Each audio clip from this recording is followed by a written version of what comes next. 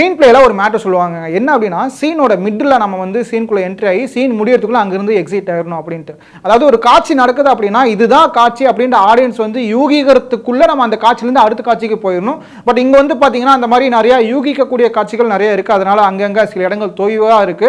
Selvaraghavan சாரோடைய role வந்து பாத்தீங்கன்னா ரொம்ப நல்லவரா அவரோட ஃபேஸ் கட்டுக்கு பொருந்தி இருக்கு. ஆனா சில இடங்கள்ல அவர் கோபப்பட்டு ஆக்ஷனா அடிச்சு புரண்டு சண்டையெல்லாம் போடுற அப்பெல்லாம் வந்து பாத்தீங்கன்னா அவரோட குரல் வந்து நம்மளால வந்து என்ன சார் இப்படி இப்படி எங்களால் நம்ப முடியல சார் அப்படிங்கிற மாதிரி தான் இருக்கு. அவர் நடிக்கக்கூடிய விஷயங்கள் எல்லாமே அவர் பண்ணக்கூடிய விஷயங்கள் எல்லாம் கேஸ்டிங்கா வந்து பாத்தீங்கன்னா ரொம்ப பவர்ஃபுல்லான கேஸ்டிங் தான். பட் அந்த கேஸ்டிங்க்கு ஏற்ற ஒரு பவர்ஃபுல்லான ரோல்ஸ் கிடைச்சிருக்கா, அந்த பவர்ஃபுல்லான தீனி சரியான ஆக்ட்ரஸ்க்கு ஏற்ற தீனி கிடைச்சிருக்கா அப்படிங்கிறது கேள்விக்குறி தான்.